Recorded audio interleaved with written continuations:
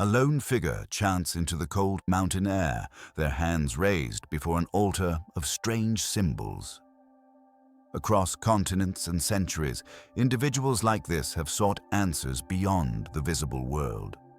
These were the ancient mystics, the shamans, oracles, and seers who performed rituals so potent they could crown kings, heal the dying, and speak for the gods themselves.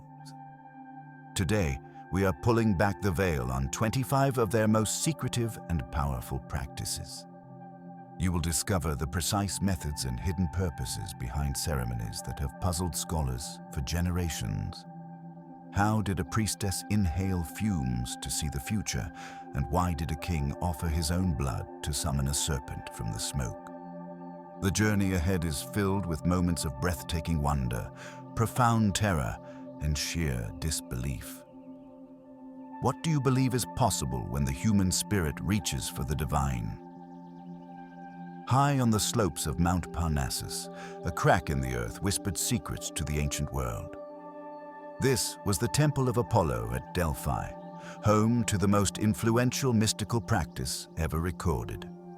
At its heart lay a small, sunken chamber called the Adyton, where a natural chasm emitted a strange, sweet-smelling vapor known as pneuma. It was here that a single woman, the Pythia, served as the direct mouthpiece of the god. Her role was not one of quiet prayer, but of terrifying, ecstatic possession. Before each session, she followed a strict ritual of purification, bathing in the sacred Castalian spring and perhaps chewing laurel leaves. Then, seated on a tripod stool directly over the fissure, she would breathe in the intoxicating gases rising from the rock. What followed was not a calm vision, but a violent, disorienting trance.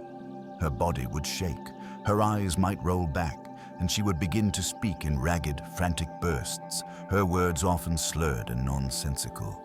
This raw, frenzied state was the heart of the oracle. Standing beside her, the priests of Apollo would listen carefully to her guttural cries and fragmented phrases, translating them into the elegant, poetic, and famously ambiguous prophecies for which Delphi became legendary. Kings, generals, and ordinary citizens would journey for weeks to pose their questions, and the answers they received could launch 1,000 ships or doom a city to ruin. For centuries, scholars debated what exactly the Pythia was breathing. Modern geological investigations suggest the vapors could have been ethylene, a hydrocarbon gas known to produce feelings of euphoria, disembodiment, and altered consciousness. Whether it was a geological phenomenon or something more, the result was a bridge between worlds, where the incoherent ravings of one woman in a trance were woven into the very fabric of Western history. While the Pythia's prophecies shaped the fate of empires, another ancient practice sought a more intimate kind of revelation, one that unfolded in the silent theater of the night. Scattered across the Greek world were sanctuaries of a different sort, the Asclepiae, temples dedicated to Asclepius, the god of healing. Here, medicine and mysticism were inseparable, and the primary tool for a cure was not a herb or a scalpel, but a dream. The process, known as incubation, was a carefully orchestrated ritual of hope and subconscious surrender. A pilgrim seeking healing would first undergo days of purification, bathing in sacred springs and offering sacrifices to the god. Only then, in a state of ritual cleanliness and heightened expectation, would they be permitted to enter the most sacred space, the Abaton. This was a long, silent hall, a sacred dormitory where the sick would lie upon the skins of sacrificed animals, awaiting the night's visitation. In the darkness, surrounded by the quiet breathing of other hopeful souls, they would sleep. The goal was a therapeutic dream, a direct encounter with the divine. In these visions, Asclepius himself, or often his sacred serpent, would appear.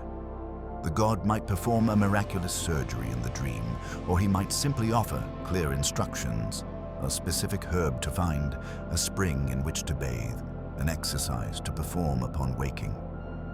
The power of these dream prescriptions was absolute. temple plaques called iamata recorded countless testimonies of the lame walking, the blind seeing, and tumors vanishing overnight after a divine dream encounter. So, what was truly happening within those temple walls? Modern perspectives offer fascinating insights.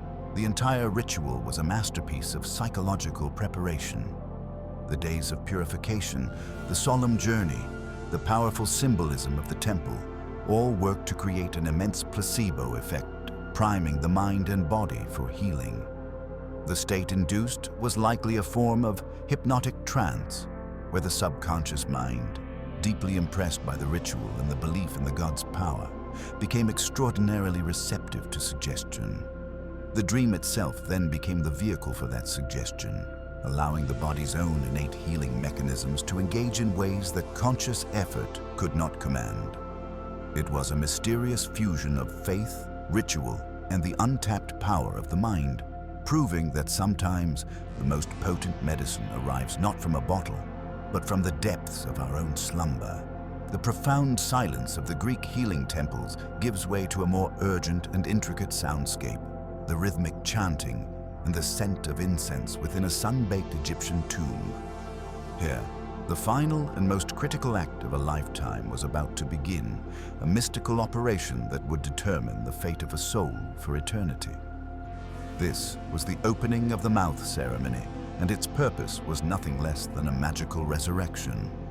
The carefully prepared mummy, lying before its sealed sarcophagus, was a perfect vessel, but it was inert, a statue of bandages and bitumen. For the deceased's spiritual double, the car to live on in the field of reeds, it needed a functioning body in the afterlife.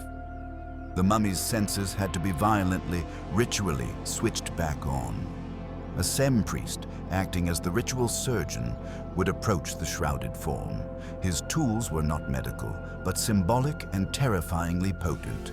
He wielded a curved blade known as a pesesh kef, originally an implement used in childbirth, here repurposed to symbolize a violent rebirth into the next world. He also carried ritual adzes, typically tools of carpenters and sculptors, and magical rods shaped like serpents. The ceremony itself was a complex series of precise touches and incantations. With the adze, the priest would gently touch the mummy's mouth. Then, with the pesesh kef, he would touch it again. This sequence was repeated for the eyes, the ears, and the nose. Each contact was accompanied by specific spells, shouted or chanted to compel the spiritual faculties to return. The symbolism was direct and visceral. By opening the mouth, the deceased could once again breathe the air of the afterlife, speak the spells needed to navigate the duat, and consume the magical offerings left by their family. By opening the eyes, they could see in the dark underworld. By opening the ears, they could hear the prayers of the living. This was not a metaphor. In the Egyptian worldview, this ritual action caused a real metaphysical change. But the practice reveals an even deeper layer of ancient mystical thought, for the same opening of the mouth ceremony was performed on the stone or wooden cult statues of the gods within temple sanctuaries. Before a statue could be worshipped, it had to be activated. The same touches with the same tools transformed inert matter into a living receptacle for a divine presence, a house for a god. This parallel practice blurs our modern distinctions entirely. It shows that for the Egyptians, the line between religion and magic, between ceremony and concrete result, simply did not exist. A correctly performed ritual with the correct words and tools didn't just honor the divine, it manipulated the very fabric of reality, whether to animate a god's image or to grant a pharaoh the ability to eat and breathe forever. Far from the still heat of Egyptian tombs, a different kind of magic rode the freezing winds of the north. In the Viking Age, when the known world ended at the edge of a treacherous sea, some individuals dared to look beyond the horizon of the present. They were the Volvas, the seeresses, and their art was known as Seiðr. This was not a gentle form of prayer, but a potent and controversial sorcery used to twist the threads of fate itself. A Volva was a figure of immense power and some fear, traveling from farmstead to longhouse with a retinue of followers. When called upon to foretell the future or curse an enemy, she would enact a ritual of profound otherness. A high platform, the Seiðr, was constructed for her, symbolizing her ascent into a state between worlds. Seated upon this wooden stage, often accompanied by rhythmic chanting from attendants, she would enter a deep trance. This altered state might have been aided by brews of psychoactive plants like henbane or fly agaric, substances known to induce visions and a sense of disembodiment. In this trance, her consciousness was believed to leave her body, sending her spirit out across the land to gather hidden knowledge, to see coming storms or the movements of distant foes, or to weave invisible influences into the minds and fortunes of others. The power of Seiðr was undeniable, but it carried a heavy social price. The practice was deeply associated with a concept the Norse called ergi, a complex term implying unmanliness, effeminacy, and a passive sexual role. Because Seiðr often involved entering a receptive, trance-like state, a posture seen as passive, it was considered deeply shameful for men to practice. This stigma makes the figure of Odin all the more fascinating, for the All-Father, the chief of the gods, was also a master of Seiðr.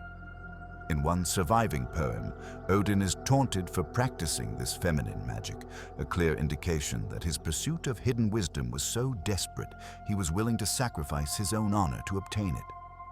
This stands in stark contrast to a more accepted form of prophecy, known as spa. Spa was often seen as an innate gift, a clear-sighted reading of omens or dreams without the ritual apparatus and perceived moral ambiguity of Seiðr. Yet both practices speak to the core of the Viking mindset. Facing the brutal uncertainty of ocean voyages and clan warfare, they sought every possible advantage. If magic could calm a storm, locate fertile land across the sea, or reveal an enemy's weakness, then it was a tool as vital as a well-forged axe. The Volva, perched on her high seat, was not just a mystic. She was a navigator for the soul, charting courses through the fog of the future so her people might survive the tempests of the present. But the Norse quest for foresight was a desperate gamble against the elements, while another culture found its divine connection rooted firmly in the living earth. Deep within the sacred groves of ancient Gaul and Britain, the Druids performed a ceremony so precise it seemed to capture the very heartbeat of nature itself. The Roman writer Pliny the Elder recorded this astonishing ritual, and his description feels less like a historical account and more like a window into a lost world of green magic. On a very specific day, the 6th day of the moon, a single Druid priest, clad in a spotless white robe, would approach a mighty oak tree. This was no ordinary oak, but one that bore a strange and sacred parasite, mistletoe. The plant, thriving high in the branches without ever touching the soil, was seen as a celestial gift, the very life essence of the tree made visible. With a sickle crafted not of iron, but of ritual gold, the Druid would carefully cut the mistletoe. And here came the most critical act. 2 white-robed assistants stood below, holding a stretched white cloth. The severed plant must never, under any circumstance, touch the ground, for the earth would profane its pure power. Caught in the pristine cloth, the mistletoe was believed to hold miraculous properties, a cure for infertility and a universal antidote to any poison. This was not simple herb gathering, it was a surgical operation on the spirit of the forest, performed with celestial timing and sacred tools to harvest a fragment of divine power. This reverence for sacred power had a darker, more visceral counterpart in Celtic belief, one that fixated on a very different part of the body. For the Celts, the ultimate seat of a person's soul, their courage and their wisdom was not the heart, but the head. They believed the human head housed an individual's entire spiritual force, a battery of life essence that did not simply vanish at death. This profound belief led to the widespread and, to Roman observers, horrifying practice of head veneration. After a battle, the head of a particularly brave or noble enemy was not treated as a mere trophy, but as a captured repository of power. These heads were carefully preserved, sometimes through embalming in cedar oil and treated with a mix of fear and deep respect. They were not hidden away, but displayed prominently at the entrances to homes or temples, a powerful ward against evil and a testament to the household's strength. But the practice went beyond intimidation. There are accounts of these preserved heads being consulted, spoken to in times of crisis, as if the wisdom and spirit of the fallen warrior still resided within the silent skull. This was not mere barbarism in the Roman view, though they called it that. It was a logical extension of a mystical truth. If the soul is in the head, then the head remains a potent, tangible object of magic long after the breath has left the body. Together, the mistletoe ritual and head veneration paint a complete picture of Celtic spirituality, one that saw the divine spark in the green heart of the forest and the bony cradle of the human skull, seeking to harness both for the survival and prosperity of the tribe. While the Celts sought power in the forest and the skull, another civilization turned its gaze inward, believing the most important messages from the gods were written not on stone, but on flesh. In the sun-baked courtyards of Mesopotamia, the fate of empires rested on the surface of a single, glistening organ. This was the practice of hepatoscopy, a form of extispicy, and it was the supreme science of divination for the Babylonians and Assyrians. The ritual was a masterpiece of controlled precision. A flawless, specially bred sheep, seen as a pure conduit to the divine, was brought before the diviner priest, known as a baru. After prayers and invocations to the god Shamash, the animal was swiftly sacrificed. The baru's focus was immediate and total. He would carefully remove the liver, the organ believed to be the seat of life and emotion, and place it before him. This was not a casual glance. It was a forensic examination of a divine text.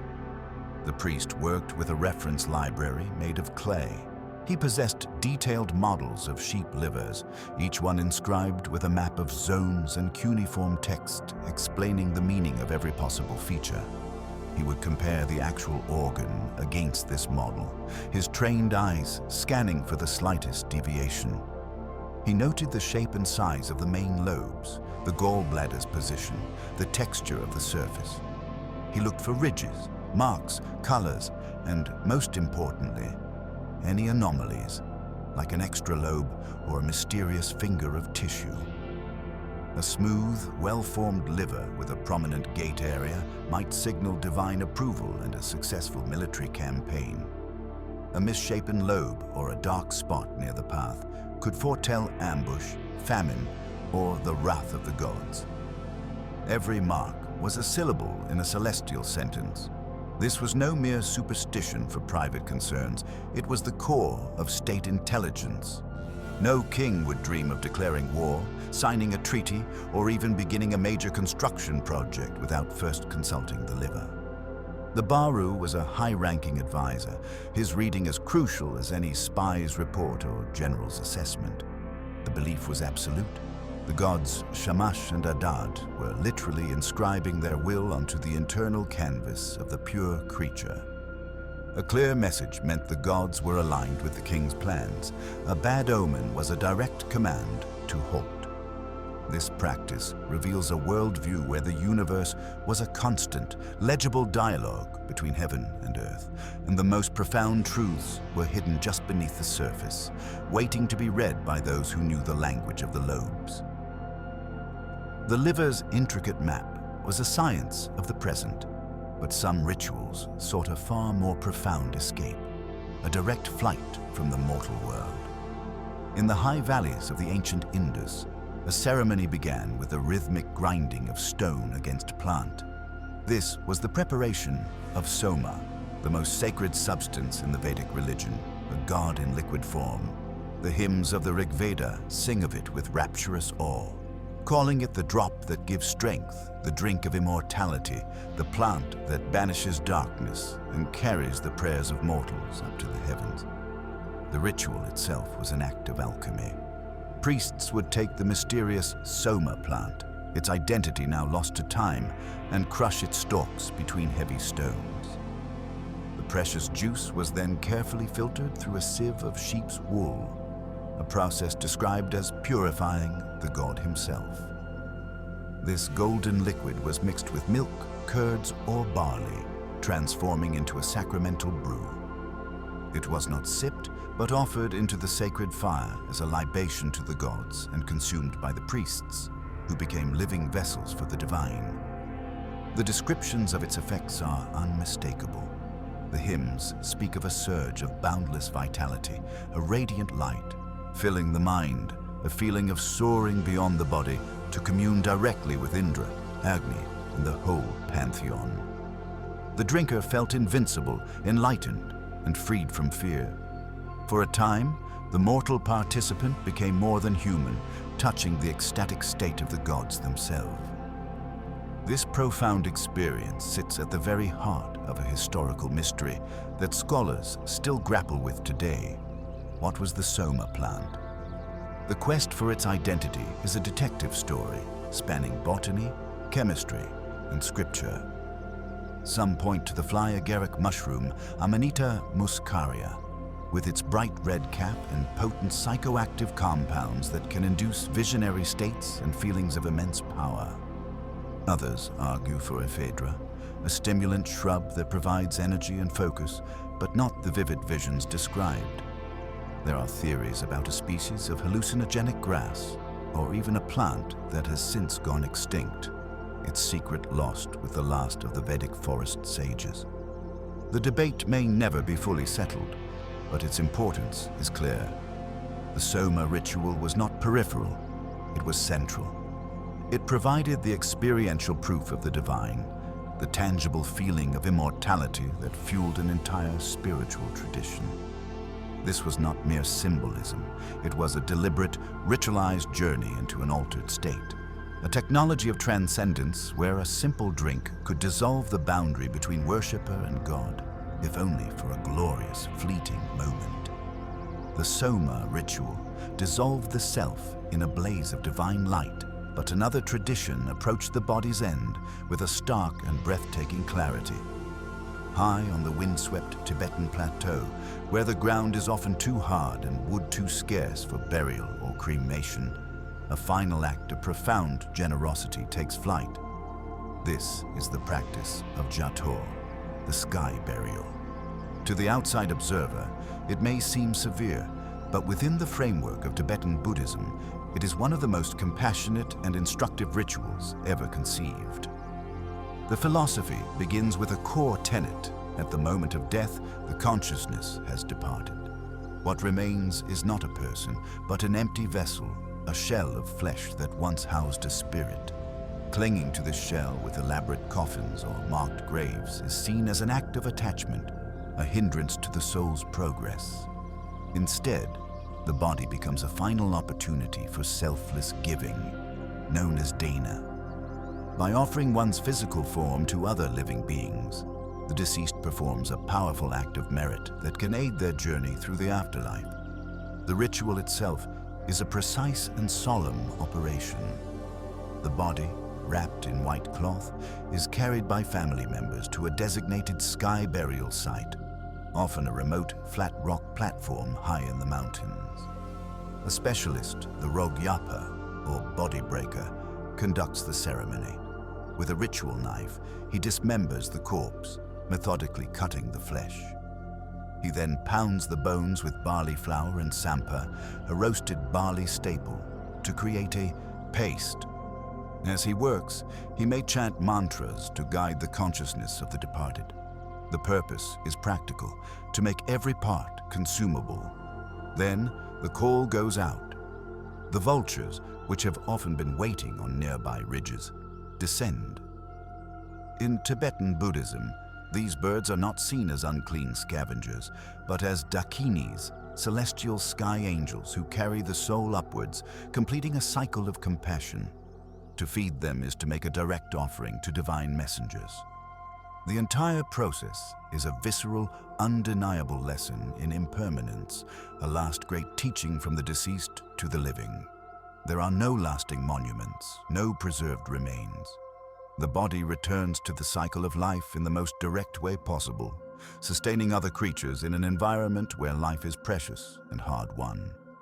It is an ecological act of perfect integration, a final gesture that says the vessel is empty.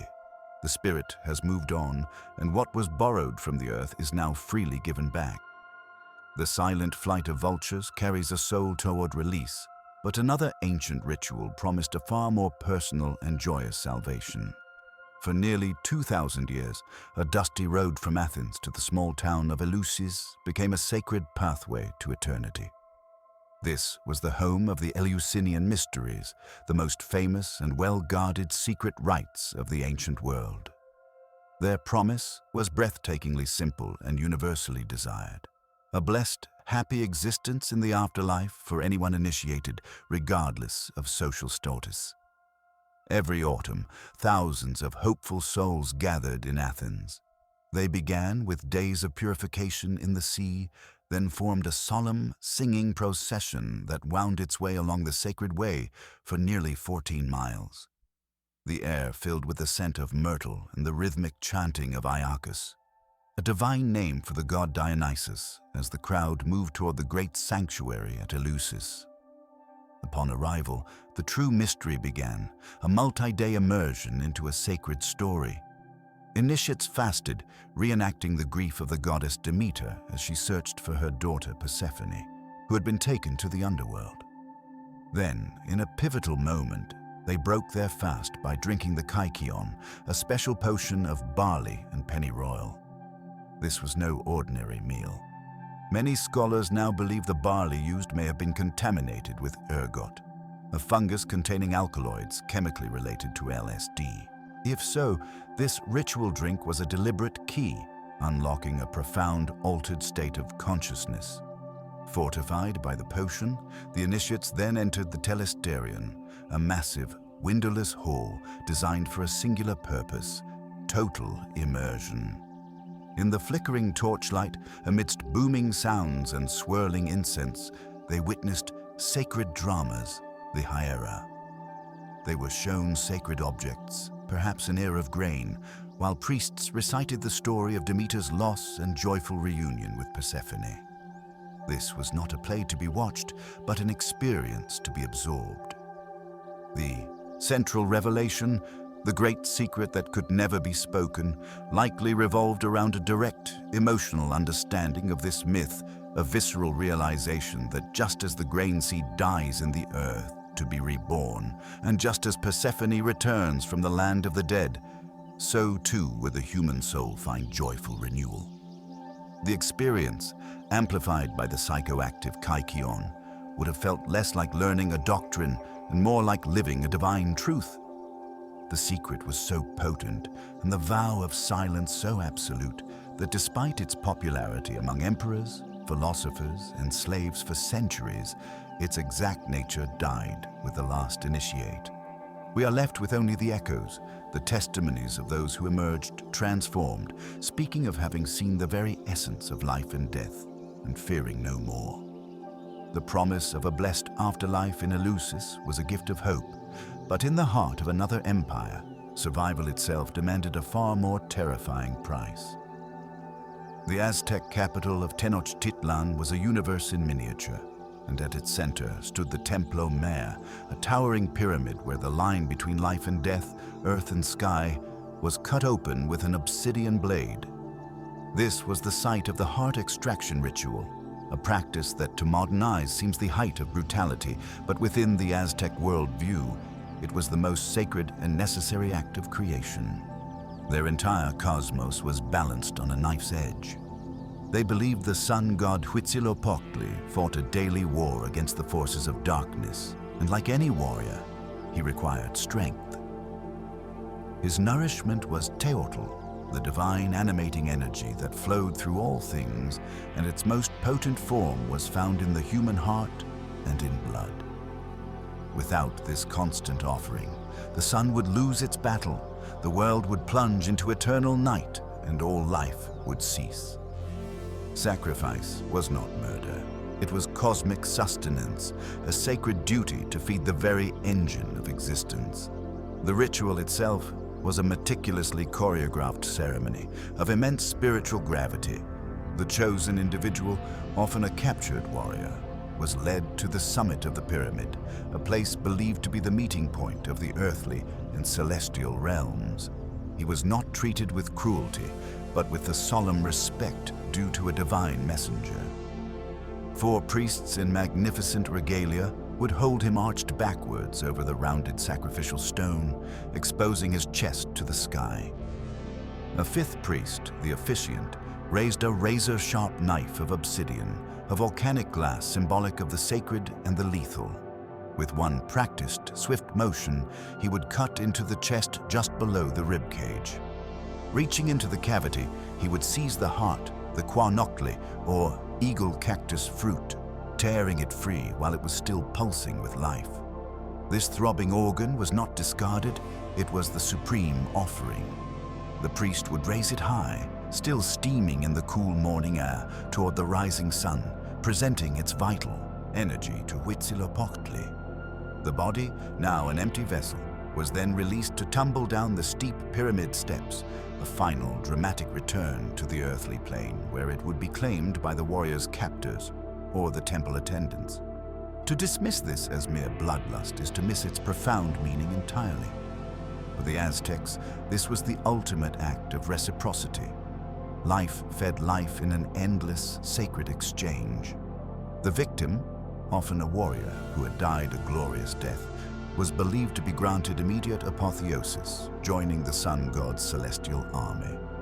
The people watching below were not spectators to a horror, but witnesses to a covenant. The sacrifice ensured the sun would rise tomorrow, the rains would come, and the crops would grow. The heart's energy, given freely in the most extreme way, was recycled directly into the cosmos to sustain the community, the empire, and the natural world itself. It was a brutal ecology of the spirit, where the highest human offering was the currency for cosmic continuity. In their eyes, they were not taking life, they were investing it, channeling its essence directly into the gears of the universe to keep the whole fragile, beautiful world turning for one more day.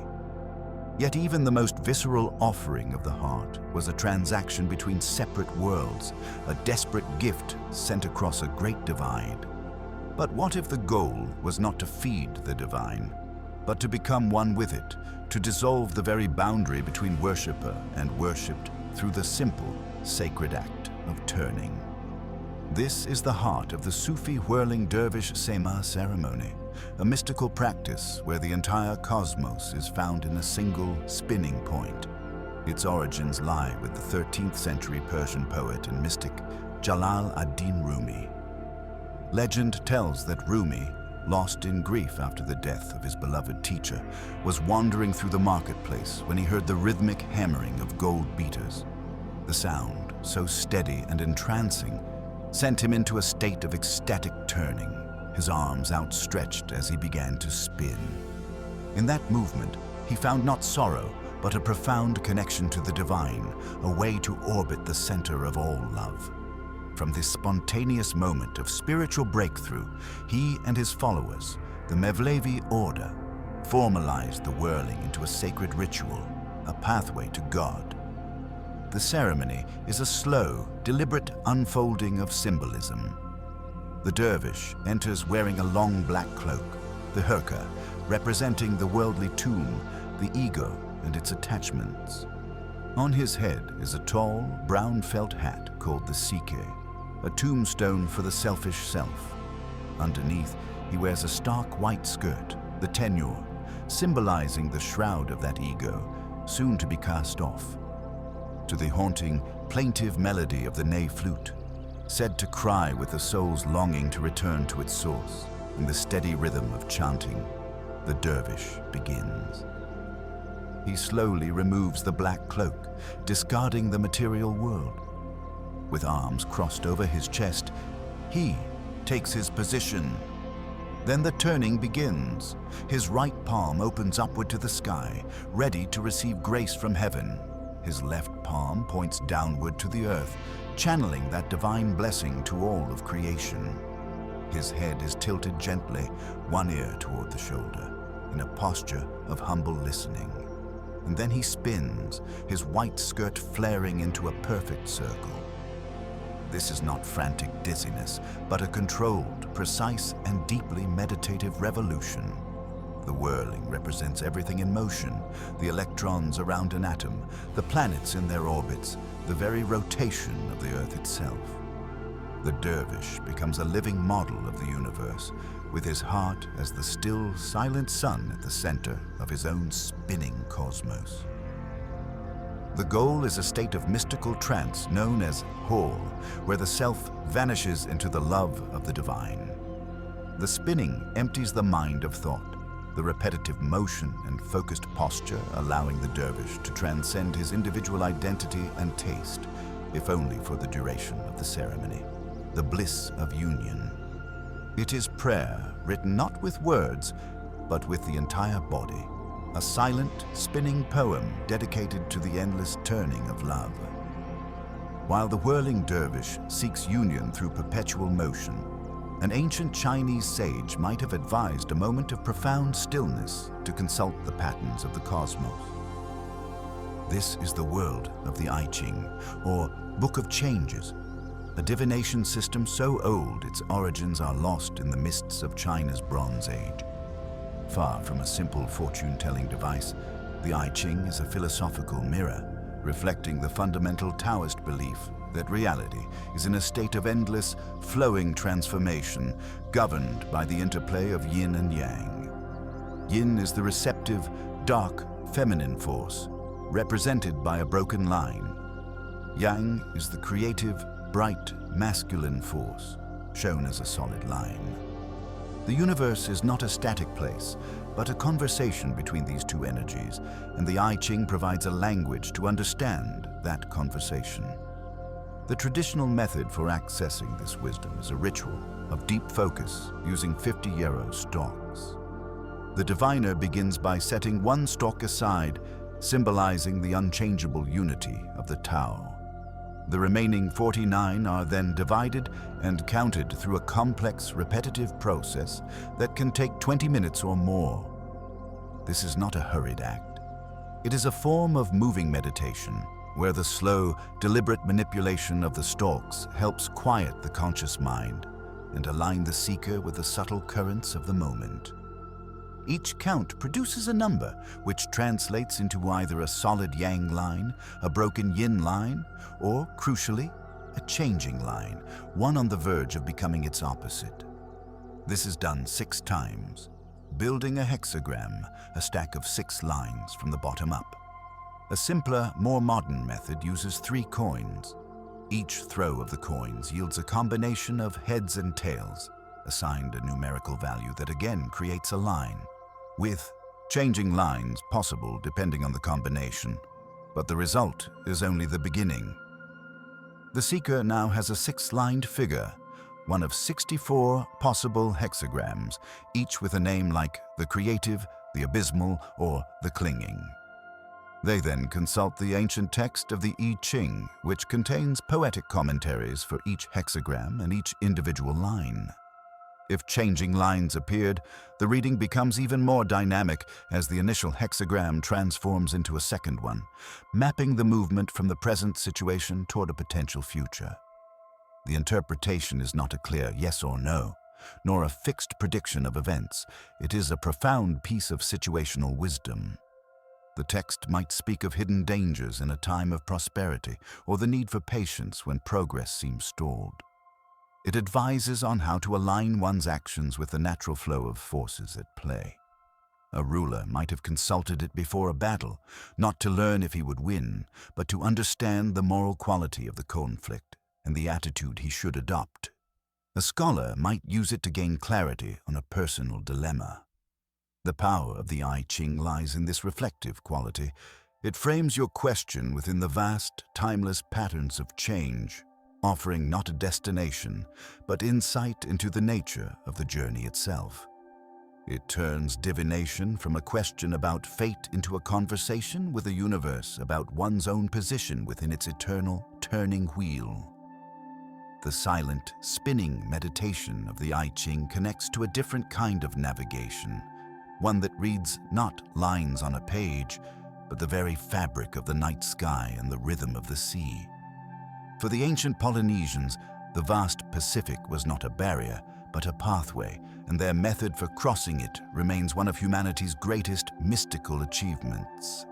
This was wayfinding, a sacred science practiced by master navigators known as kahuna ho'okele. Without compasses, sextants, or maps, these individuals guided massive double-hulled canoes across thousands of miles of open ocean to find specks of land smaller than a pixel on the horizon. Their toolkit was the living world itself, memorized in a body of knowledge passed down through chance and direct apprenticeship. A master navigator held a celestial map in his mind. He knew the precise rising and setting points of hundreds of stars, understanding that as his canoe moved, his star compass would rotate around him.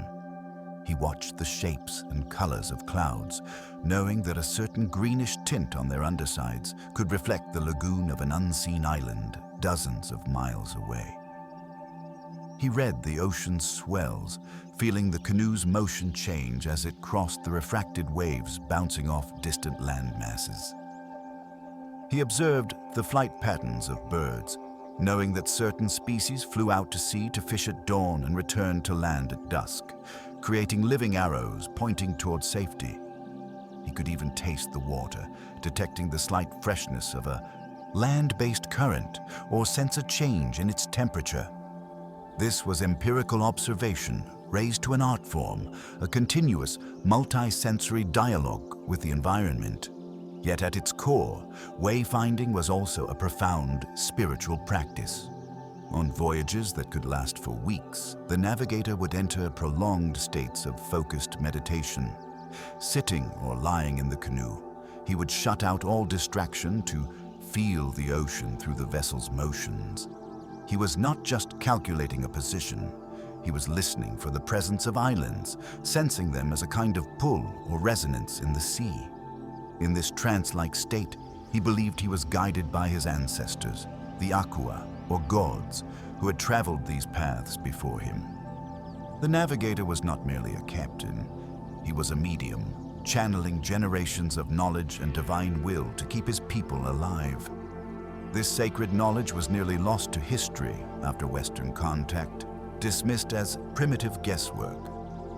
Then, in the 1970s, a daring project called the Hokulea sought to prove the skeptics wrong. A traditional voyaging canoe was built using ancient designs, and a navigator from Micronesia, Maupiailug, who still held the old knowledge, was asked to guide it from Hawaii to Tahiti using only the stars, waves, and wind. The voyage was a triumph. Without a single modern instrument, Piailug found the tiny island, demonstrating conclusively that the ancient Polynesians could and did intentionally explore and settle the Pacific, navigating by a mystical union of mind, spirit, and a deep, intimate conversation with the natural world. The navigator's intimate dialogue with the sea was a quest for physical land, but for the Maya, the most crucial territories were not of earth, but of spirit. In the dense jungles of Mesoamerica, the survival of the kingdom depended on a ruler's ability to cross a far more perilous threshold. When drought parched the fields or enemies gathered at the borders, the people did not look to their king for a political speech. They waited a mystical performance, a direct hotline to the other side. This was the bloodletting and vision serpent ritual, a ceremony where the sovereign's body became the site of a terrifying and glorious transaction. The preparation was deeply personal and agonizing. In the privacy of a temple chamber or a royal courtyard, the king or queen, adorned in the heaviest jade and quetzal feathers, would prepare to spill their own life force. They would take a sharpened stingray spine, its serrated edge a gift from the sea, or a razor-sharp lancet of obsidian, the volcanic glass of the underworld. With focused resolve, they would pierce their own flesh, drawing blood from the tongue, the earlobes, or even the genitals, sites believed to be particularly potent sources of sacred essence. This was not an act of self-harm, but of ultimate generosity and duty. The royal blood, the very fluid of dynasty and divinity, was caught on strips of bark, paper, which were then folded and placed into a ceremonial bowl or censer. Then came the fire.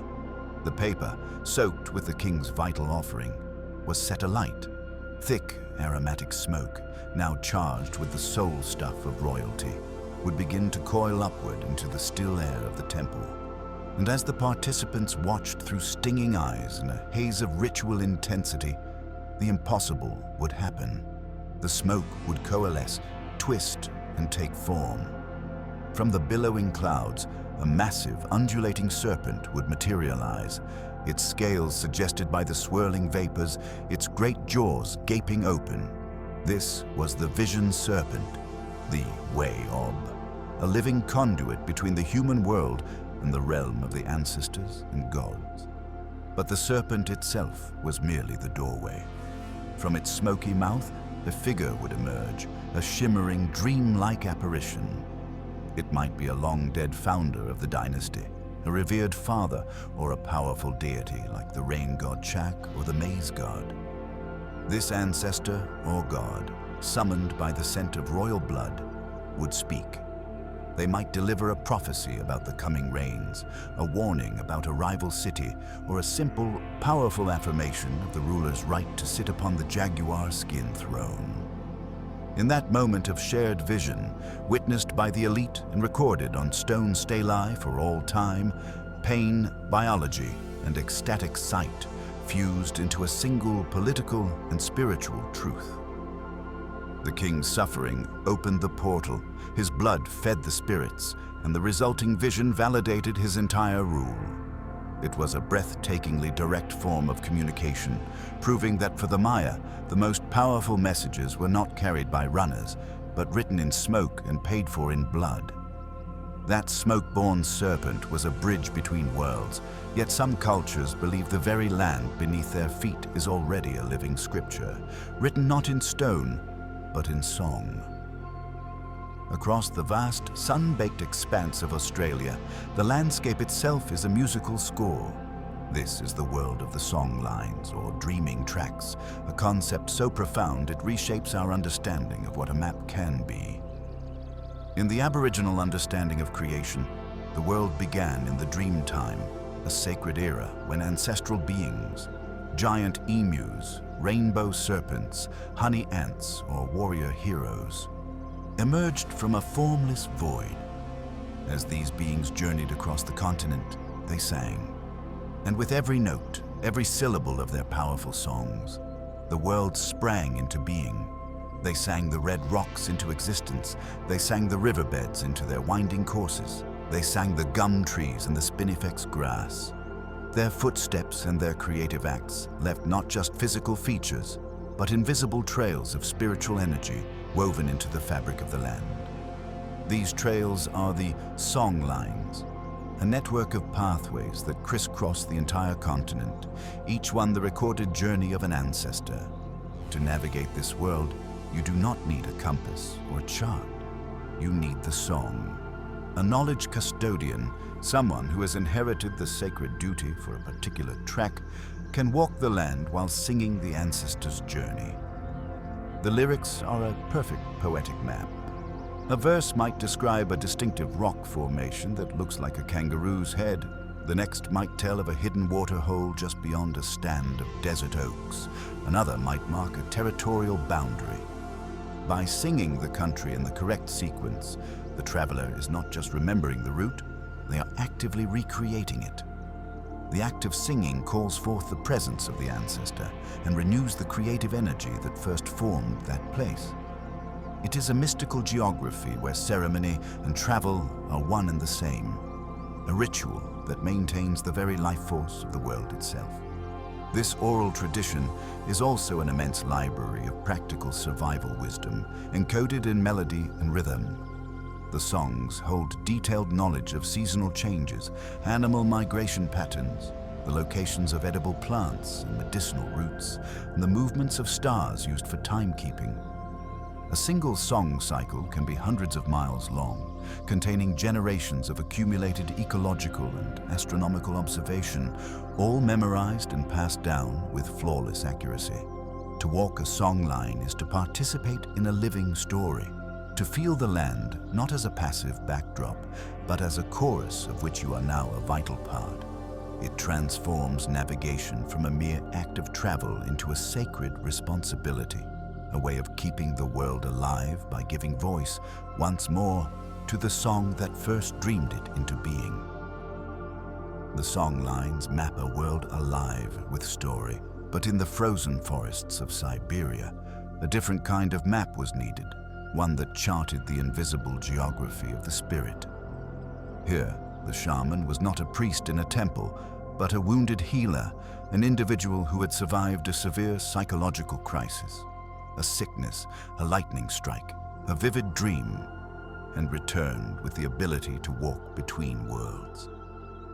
Their central practice, the shamanic journey, is the very archetype of ecstatic trance, a deliberate voyage of the soul to repair the fractures in reality.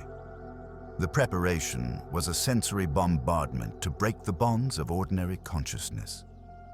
Secluded in a dimly lit tent or clearing under the stars, the shaman would begin with rhythmic chanting, a call to their helping spirits. Then the drumming started. With a steady, hypnotic beat on a single-headed frame drum, the shaman would enter a trance state.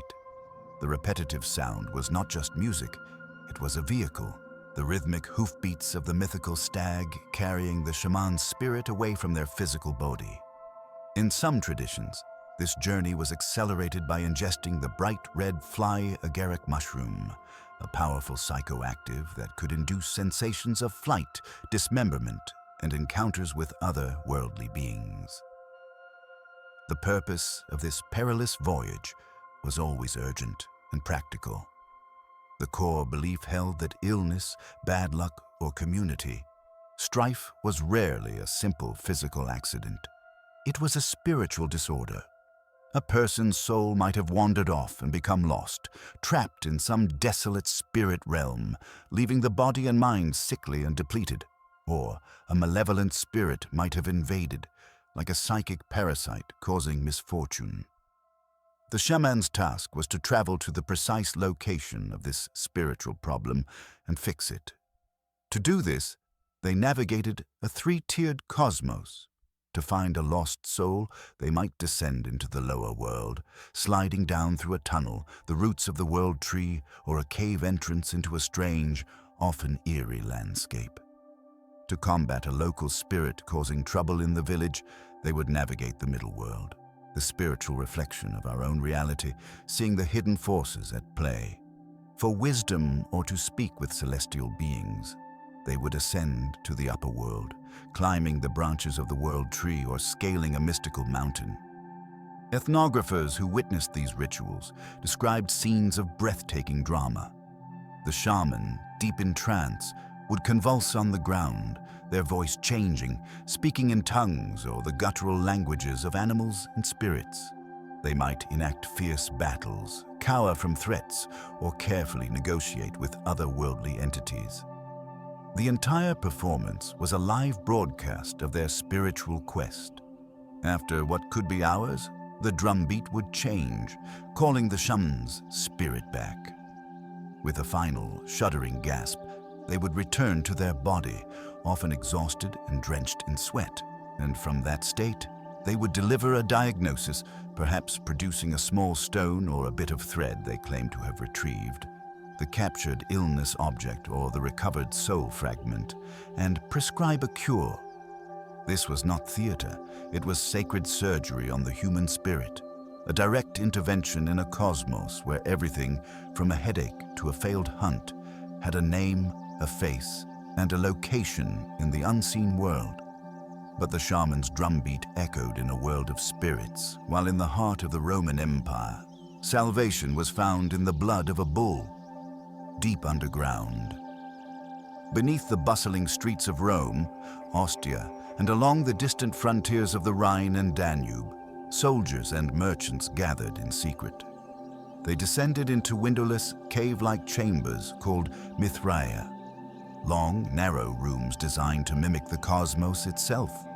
And there, at the far end, illuminated by flickering torchlight, was the same image every time, a scene of stunning, cryptic violence known as the tauroctony.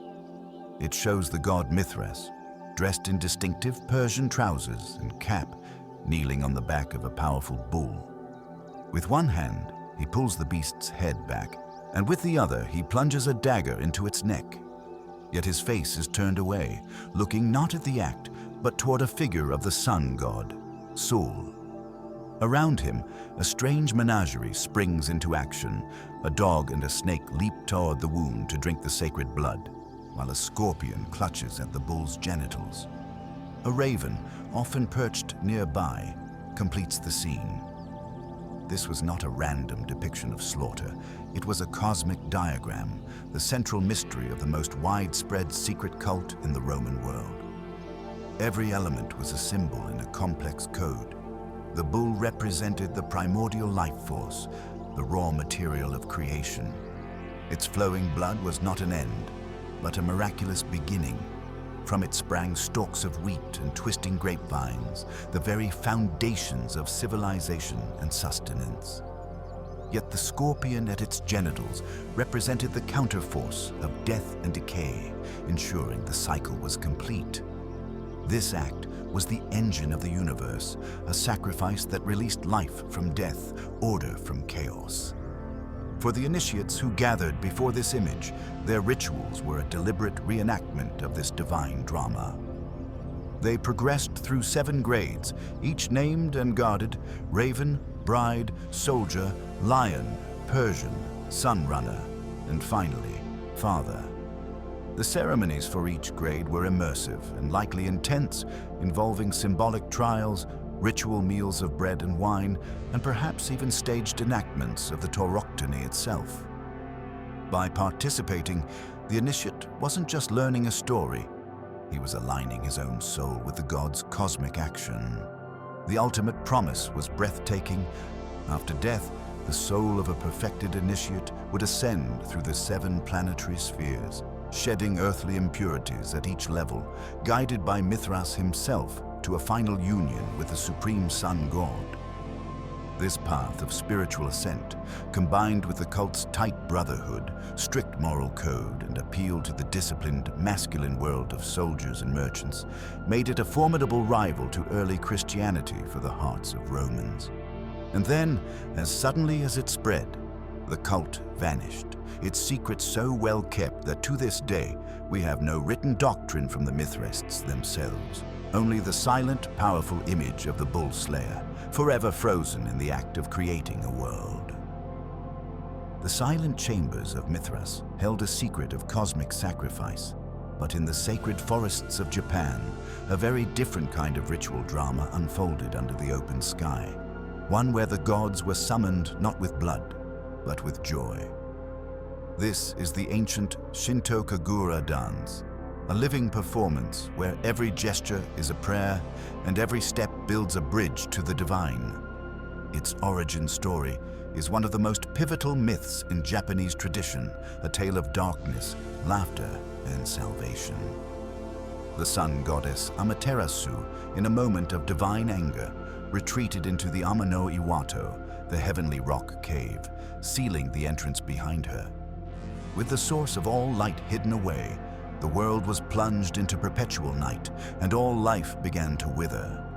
The myriad kami, the spirits of the natural world, gathered in desperation outside the cave. They tried pleas and offerings, but nothing moved the great goddess.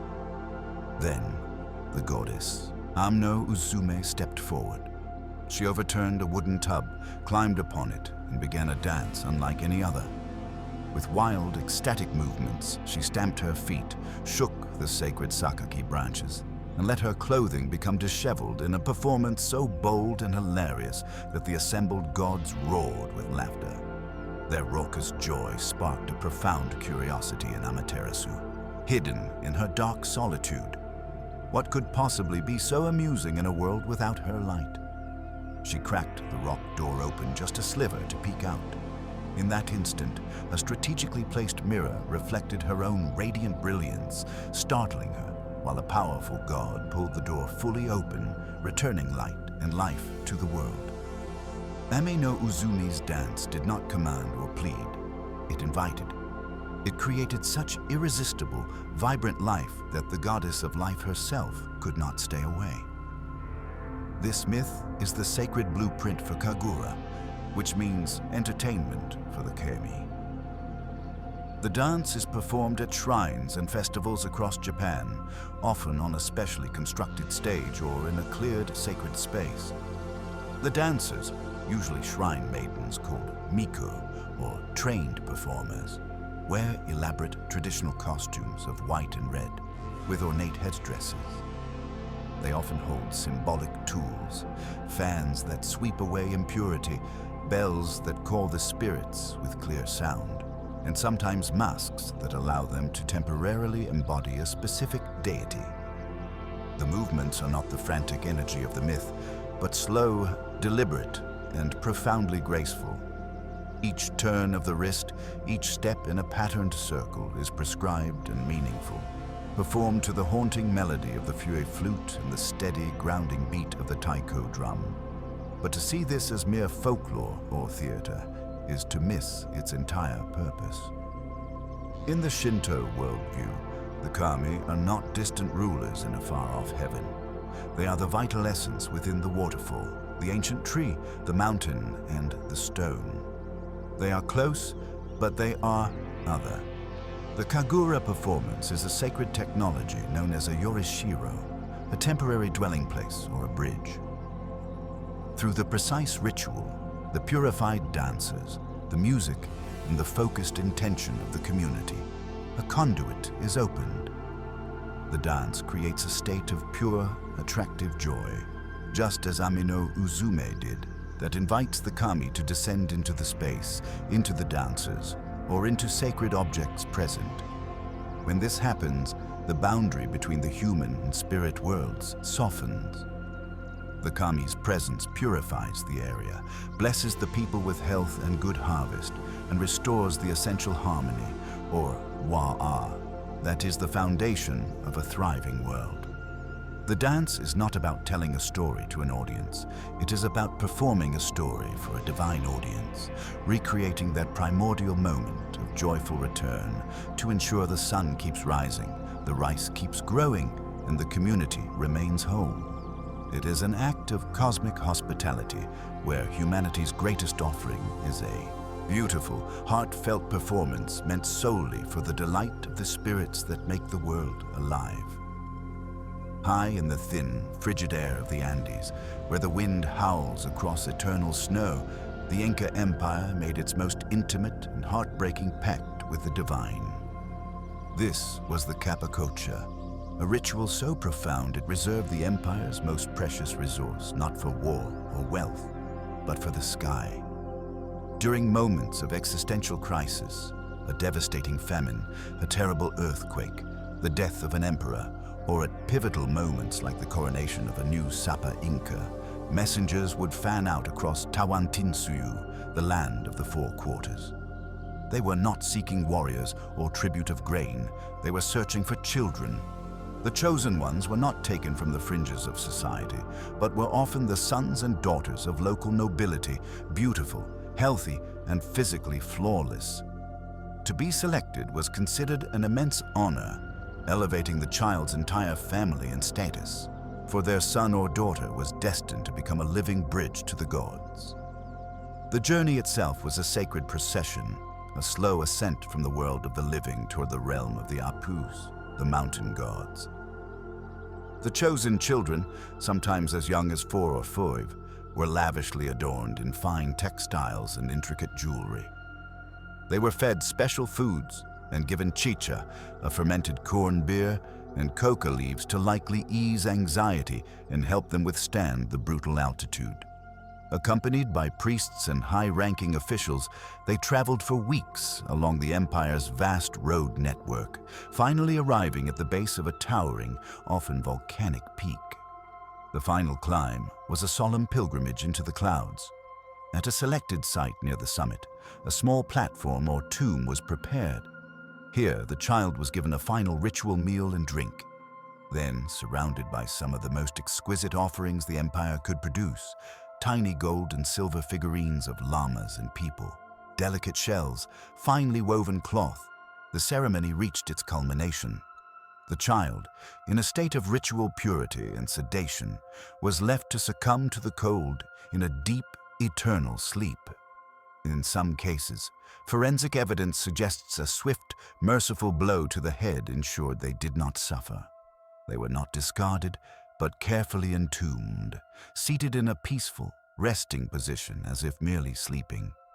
To understand this, we must step entirely outside a modern framework of loss. For the Inca, this was not an act of cruelty, but the ultimate act of reciprocity and preservation. The children, in their perfect state, were the most powerful offering possible. By giving what was most innocent and beloved, the empire was demonstrating the utmost respect to the deities who controlled weather, earthquakes, and fertility. The spiritual logic was complete and compassionate. These children did not die as victims. They were transformed. They became huacas, sacred, deified ancestors, forever dwelling in the lofty home of the gods.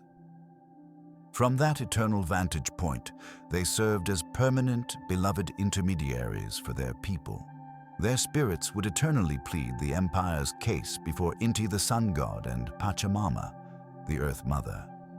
Their sacrifice bought not just a temporary fix, but a perpetual covenant, ensuring the sun would return, the rains would fall, and the empire would remain in balance. The frozen, silent child on the peak was, in the Inca view, the most vigilant and powerful guardian the people could ever have, a sacred sentinel whose very essence now sustained the world below. While the Inca children ascended to become eternal guardians in the mountain peaks, a different kind of liberation was sought in the dusty, sun-scorched deserts of Egypt during the early centuries of the Common Era. Here, small groups of early Christians met in secret, but their teachings diverged radically from what would become the Orthodox Church.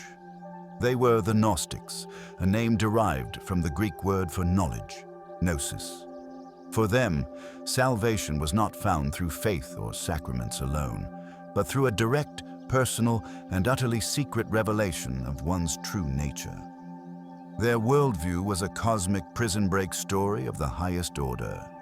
They believed the material world we see and touch was not created by the supreme, unknowable God, but by a lesser, arrogant, and often malicious being they called the demiurge. This flawed creator, along with his minions, the archons, ruled the physical universe like wardens in a vast, beautiful cage. The tragedy and the hope was this: within every human being resided a tiny, trapped fragment of the true, divine light, a spark from the distant, perfect realm of God, known as the pleroma, or fullness. We are all, in this view, divine amnesiacs, lost in a labyrinth of flesh and forgetfulness. The ultimate goal of life, therefore, was not to worship the creator of this world, but to escape him entirely, to awaken from the material dream and remember our celestial home. This awakening was gnosis, and it was achieved through a series of mysterious initiatory rituals designed to rekindle that slumbering spark.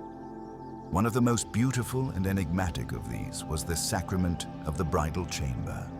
As described in texts like the Gospel of Philip, this was not a literal marriage, but a profound spiritual allegory performed as a rite. It symbolized the sacred reunion of the fractured self. The initiate's soul, lost and wandering in the world, was spiritually united with its eternal, heavenly counterpart, its angelic twin or syzygy. This mystical marriage healed the primordial wound of separation, making the individual spiritually whole and complete, ready for the arduous journey back to the pleroma.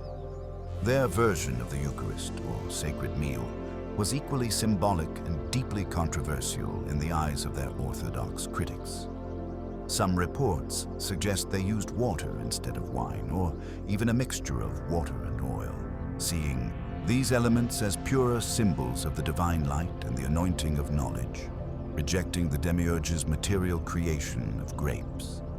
For centuries, we only knew of the Gnostics through the furious, often distorted writings of their enemies, who labeled them heretics. Then, in 1945, an Egyptian farmer near the town of Nag Hammadi made a discovery that changed everything. He stumbled upon a sealed clay jar containing 13 ancient codices, leather-bound books filled with Coptic texts. This was the Nag Hammadi Library, a cache of original Gnostic Gospels, hymns, and treatises hidden away 16 centuries earlier. Suddenly, we could hear their own voices. These texts are filled with practical guides for the soul's escape. They contain intricate maps of the afterlife, detailing the soul's perilous ascent past the toll booths of the archons, the hostile planetary rulers who guard the spheres between Earth and the pleroma. To pass, the soul had to recite specific passwords, seals, and hymns of praise that demonstrated its awakened divine nature, proving to each archon that it was not merely a product of their material prison, but a free citizen of the realm of light. One such text, the first Apocalypse of James, has Jesus giving James these secret passwords, saying, "These are the mysteries, to make you sober and to alert you to the things that will happen to you." This was not a religion of blind faith, but of lucid, determined self-discovery, a sacred conspiracy to remember who you truly are and slip past the guards of the universe on your way back home. The Gnostics' secret passwords were keys for a soul's celestial escape, but in the bustling, earthbound cities of Mesopotamia, the gods sent their messages downward into the quiet theater of the sleeping mind. This was the practice of Shutu, Babylonian dream incubation, a formal and systematic dialogue with the divine. For the Babylonians and Assyrians, dreams were not random neurological noise. They were direct dispatches from the gods, packed with vital intelligence about the future, the will of the king, or the hidden cause of a lingering illness. When a person, whether a common merchant or a royal advisor, needed answers that lay beyond human wisdom, they would embark on a ritual journey to a temple dedicated to Mamu, the goddess of dreams, or to other deities like Ishtar or Shamash. The process was deliberate and steeped in ritual purity. The seeker would first undergo cleansing rites, washing away the impurities of daily life to become a suitable vessel for a divine message. Offerings of food, incense, or precious oils were made to court the favor of the specific god. Then, the individual would be led to a special chamber within the temple complex, a sacred dormitory cell reserved for this holy purpose. Lying down on a ritual mat, often in a state of focused prayer and expectation, they would sleep, inviting the gods to enter their slumber. Upon waking, the dreamer faced a critical task, remembering and recording every bizarre detail. A dream was a coded text, and its true meaning was rarely obvious. This is where the ancient world's first professional psychoanalysts stepped in, the dream interpreters, or sha'ilu. These were highly trained scholars, often scribes or priests, who served as cryptographic experts for the subconscious. They did not work from intuition alone. They consulted extensive reference manuals. The most famous of these is the Assyrian Dream Book, a clay tablet compilation that catalogued hundreds of dream scenarios and their prescribed meanings, functioning as a standard dictionary of the night. The interpretations followed a logic of symbolism and puns deeply rooted in the Akkadian language and culture. For instance, the book might state, "If a man flies repeatedly in his dream, whatever he owns will be lost." The logic here connects the uncontrollable, fleeting nature of flight with the dissipation of property. Another might say, if a man eats the flesh of a raven, he will have income, playing on the raven's association with omens and messages, transforming the act into receiving something of note. The interpreter would cross-reference the dreamer's narrative with these texts, adjusting for the individual's social status and current circumstances to produce a forecast or a course of action. This practice stands in fascinating contrast to the Greek incubation at the Asclepius. While both involved sleeping in a sacred space for divine contact, their purposes diverged sharply. The Greek seeker went to the abaton with a single, desperate goal: physical or mental healing. The dream itself was the cure, with Asclepius performing surgery in the vision or prescribing a tangible remedy. The Babylonian practice, however, was primarily an act of divination and statecraft. The dreams sought were diagnostic of fate, not of the body. They answered questions like, will my trading voyage be prosperous? Or is the king's planned military campaign favored by the gods? The temple sleep was less about triggering a healing trance and more about placing oneself in a ritually perfect receiving station for a transmission about future events. It was a bureaucratic approach to prophecy, where the mysterious personal vision was meticulously logged, filed, and decoded by a trained professional using state-sanctioned manuals.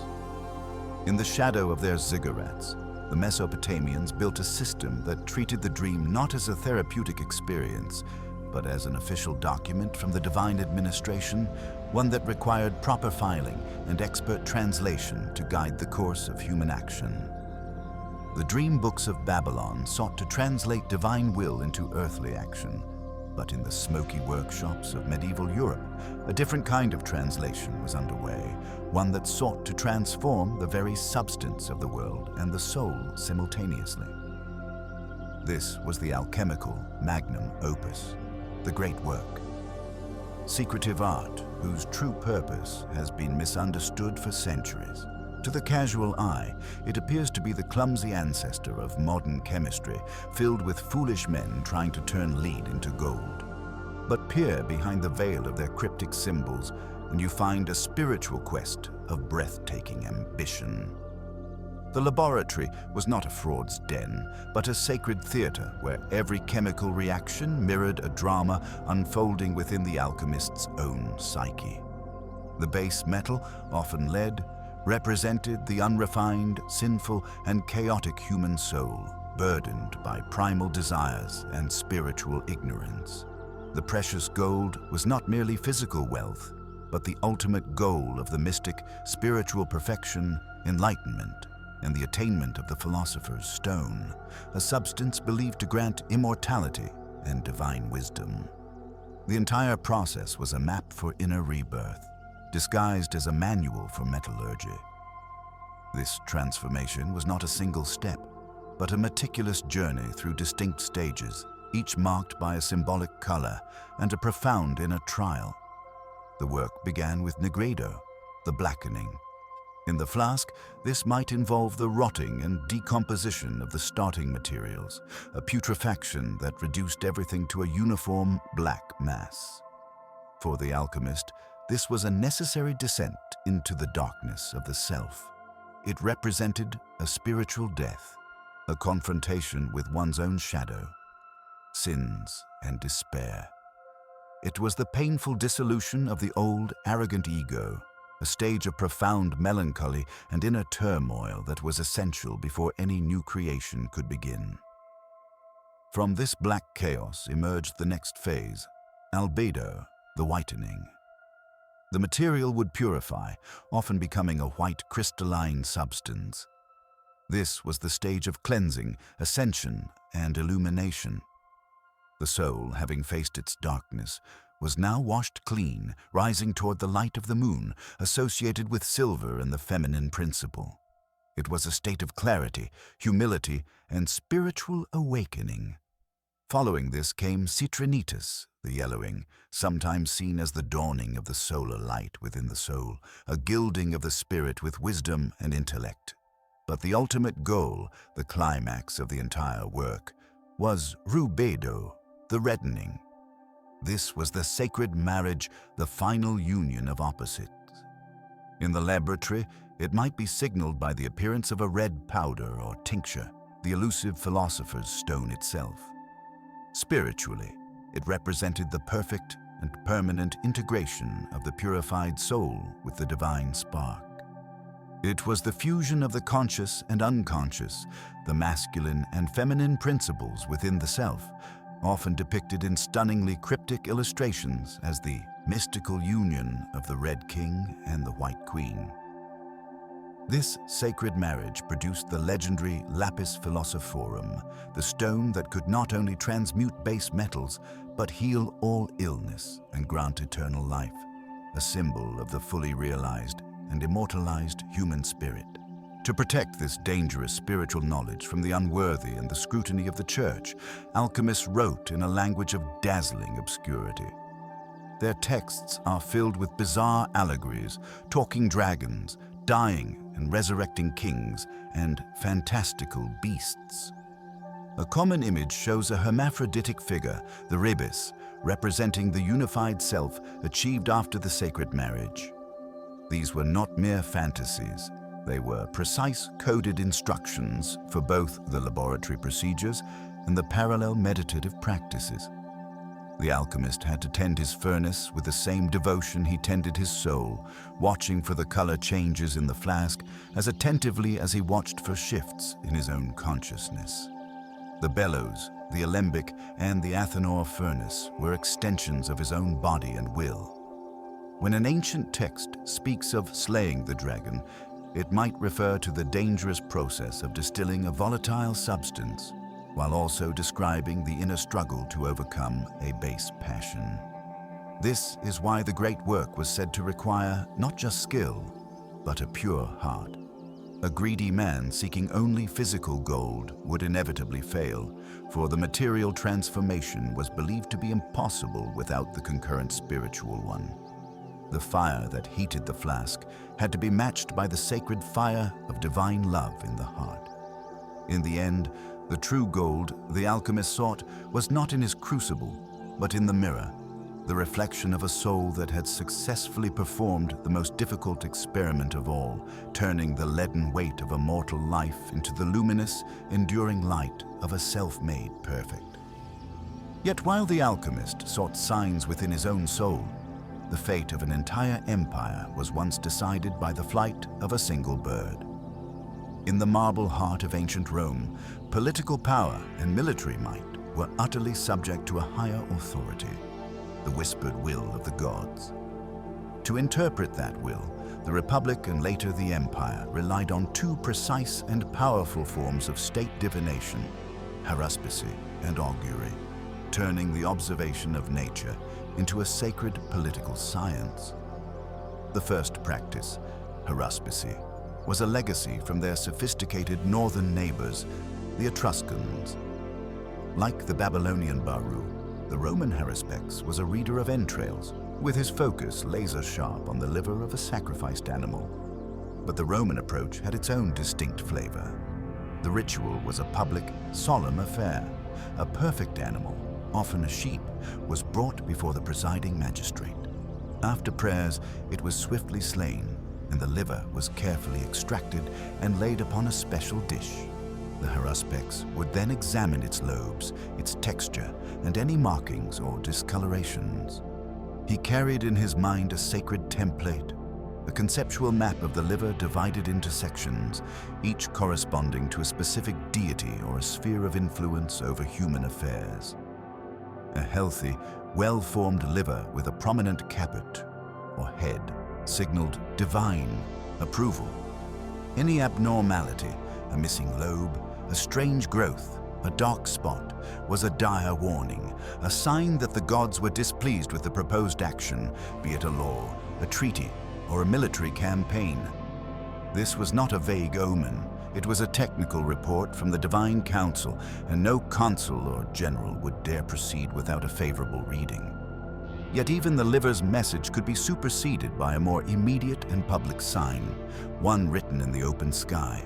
This was the domain of the augur, one of the most prestigious and powerful priesthoods in Rome. Augury was the observation of auspices, specifically the behavior of birds. But this was no casual bird watching.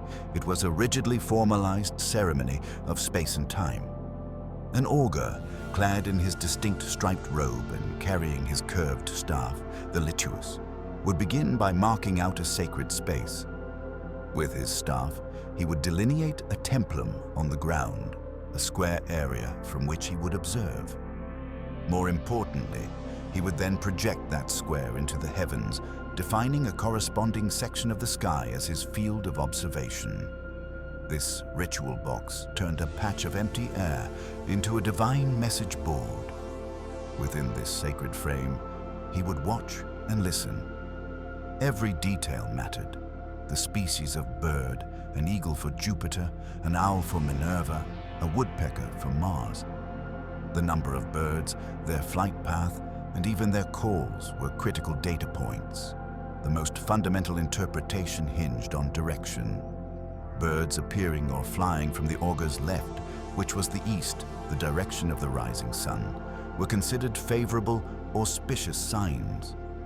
Birds coming from the right, the west, and the setting sun carried ominous meaning. The sound of their cries could confirm or negate the message of their flight.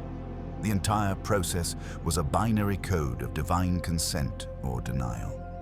The political implications were absolute.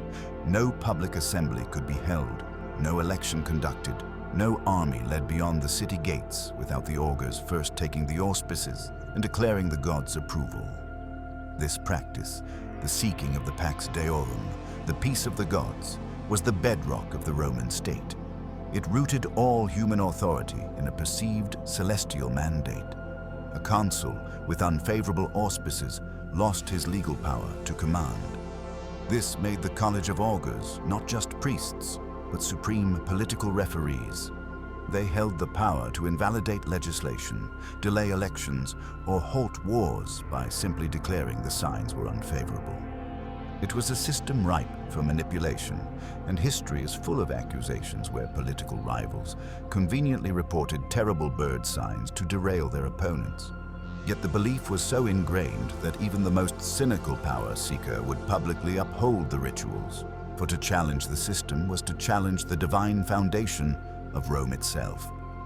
In the end, the flutter of wings and the shape of a liver were not mere superstition.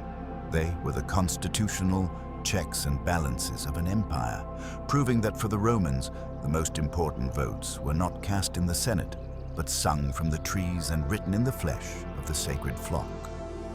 The Roman augur's sacred square carved a piece of the sky for divine messages, while on the arid plains of ancient Persia, the entire sky became a sacred chamber for the final human journey. Here, the Zoroastrian faith, one of the world's oldest, framed death and divinity with breathtaking clarity through two intertwined practices. The first addressed the body with stark ecological poetry, in structures known as dakmas, or towers of silence. Upon a death, the corpse was seen as instantly contaminated by the drugi, the force of decay and chaos. To bury it would pollute the sacred earth, to burn it would defile the pure fire, and to consign it to water would corrupt that vital element. The solution was a return to the cycle in its most direct form. The body was washed and clad in simple white muslin, then carried by special corpse bearers to a circular, raised tower, open to the heavens. There it was exposed, often arranged in concentric circles, men on the outer ring, women in the middle, and children at the center. The purpose was not decay, but swift, clean dissolution. Vultures and other birds of prey would descend, consuming the flesh with startling speed. After the elements had sun-bleached and purified the bones, they were collected and placed in a central ossuary pit, where they would gradually crumble to dust. This practice, while ecologically parallel to the Tibetan sky burial, sprang from a different theological root.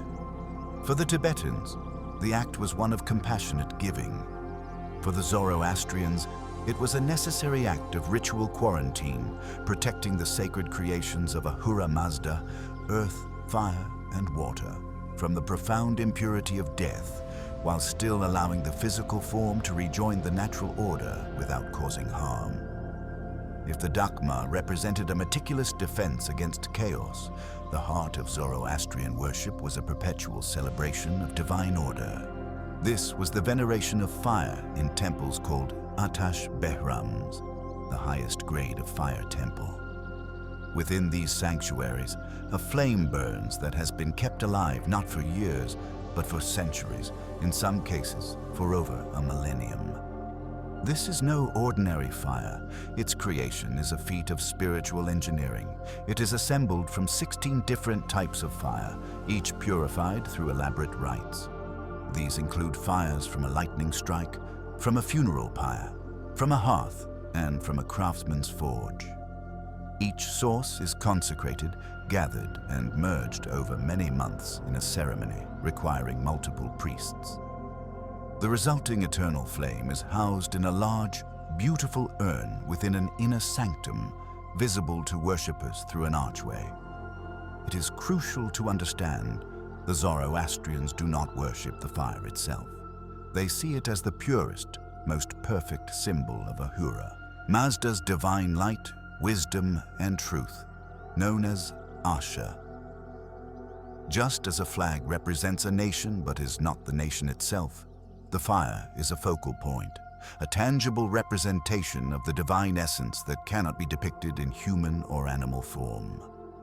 The priests, dressed in white to symbolize purity, tend the flame with meticulous care, feeding it only with sandalwood and frankincense, ensuring its smoke carries their prayers upward.